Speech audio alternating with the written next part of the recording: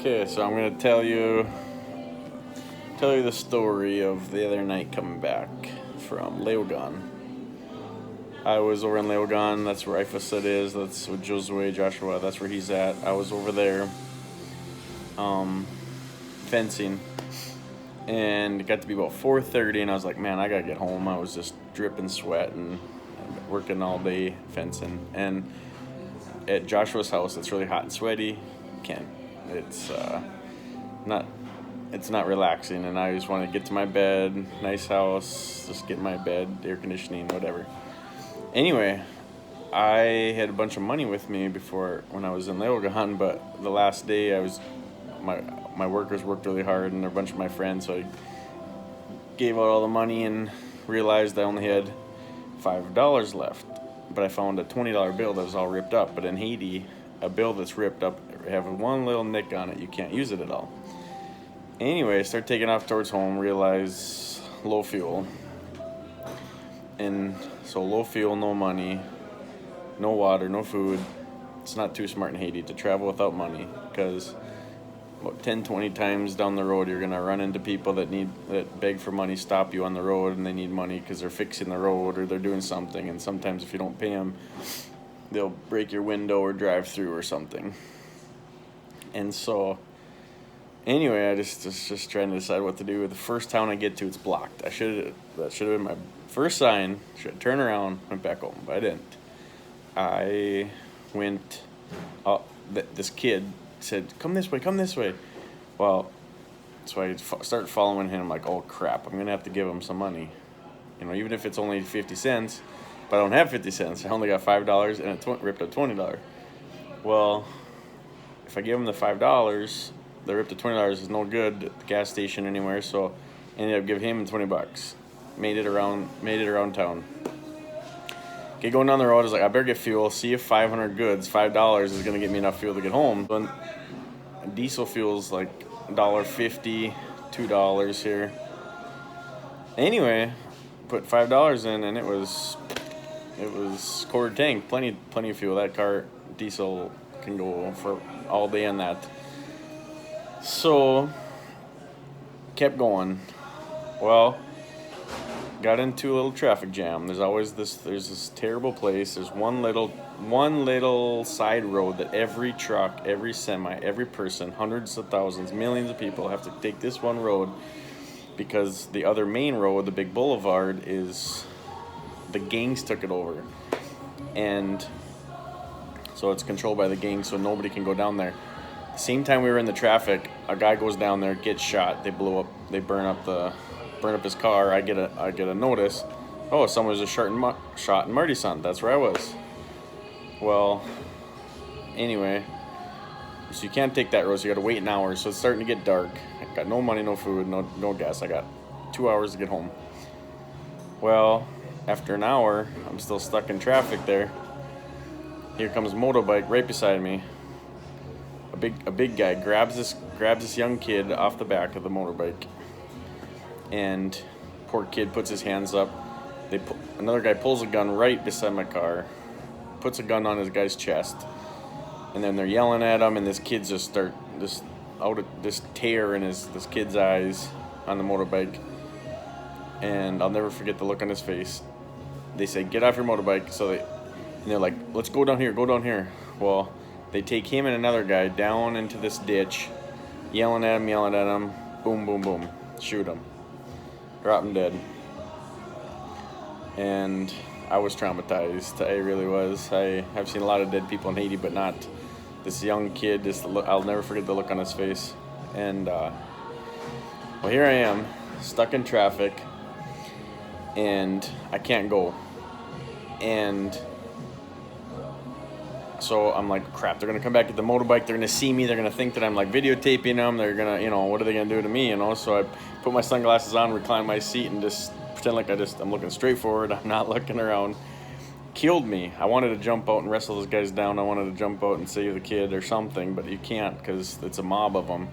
And if you try to do anything, they would all just mob you. Okay, sorry, it's really busy here, and someone needed me.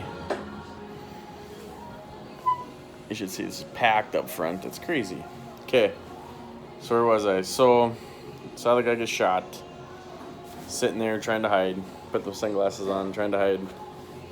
Well, kind of stick out, the only blah in the whole country, down on the road there. And then everybody knows not to go through there, but it's the only way. It's the only way through there at that time of night. But then you're bumper to bumper. It's getting dark, and this road is so skinny. It's got three cars trying to go on it, and then there's these huge there's probably 3 feet wide holes, and the holes are about 8 feet deep, and they're just straight square holes they're supposed to have metal grates on. The metal grates get lost all the time. Well, you can't see them when you're bumper to bumper. Well, I fall in one.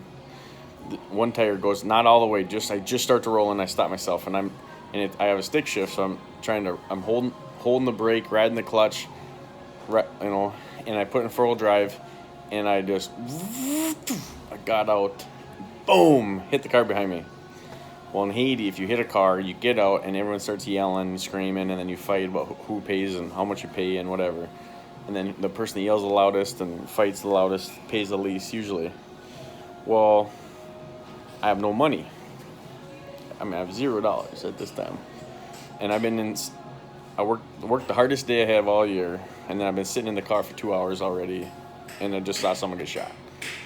Well, I looked in my rearview mirror and just, please don't come. I was just hoping they didn't see me. I just crouched down, and well, then this old drunk man, he helps me go around the hole. He's like, go this way. Well, then instantly he knocks on my window. He needs money, He helped me drive around this hole, so obviously he needs money. Well, I got nothing, so I'm looking around, Here I got some cough drops, I got some, bread crust for my sandwich, and he wasn't having it. He was drunk. He wanted money. He wanted to buy more beer. So it wasn't good. I can't move anywhere. I'm bumper in front of me, bumper behind me, and so I just kept talking to him, and he just kept trying to ask me for money. Kept talking to him. Well, then finally the cars were going ahead of me. Well, I let enough go so that I could, kind of jump on and go a little way so he wouldn't keep following me. Anyway, the next car went, boom, got ahead, rolled up my window, and then I pretended I didn't see him anymore. He let me go. Then it's getting dark. Now it's dark, and yeah, I got a long way to go. Well, going down in this one area where the gangs go to get home is not good to go at night. Not good to go during coronavirus when there's no one on the road, so they can just pick a car out that could stop me and get me anytime. And I was kind of shook up, and I was pretty scared. Usually I used to have friends all along the road down there in Port-au-Prince. Nobody. I got no one's left. Everyone flew out. Well, anyway, I'm just going as fast as I can go, dodging things. If I hit, I don't know. I don't know what's gonna happen to me. Biggest problem was no money. If you get in a bind, you can usually buy your way out of it. Well, here I go, going through the airport. Maybe by another hour goes by. I get to Quadrubuque. That's the last big town before then I go fast down the road to my place. Well, the cops know me there, but they're like, "Hey, where's your rider? Where's Stephanie? Where's I usually have someone with me, but anyway, they're like, "Hey, John, you shouldn't be out this late. What are you doing? What are you doing, John?" And anyway, I felt a little more comfortable. I was like, okay, there's one last the papaya farm. There's one last thing before we get to papaya farm, before we get home. Papaya gang shot my car, took my car. Usually they haven't been doing anything at night. So anyway, I fly home, get to Quadrubuque or Gunty. That's the last town before the butcher shop. Cop pulls me over, license and registration. I'm like, what? I'm Love Child. I'm going home to Love Child. This is my home. You know me here. Well, it's a new cop. They sent the new cops out. Coronavirus. They want to lock people down. So they're sending new cops all these different towns. Well, so he says, pull over. You're arrested. Oh crap. And I said, I am sorry, I got no money. I don't want any money. You're arrested. Oh, crap. What am I going to do, you know? And I'm like, you don't know Love a Child? But this is a new guy.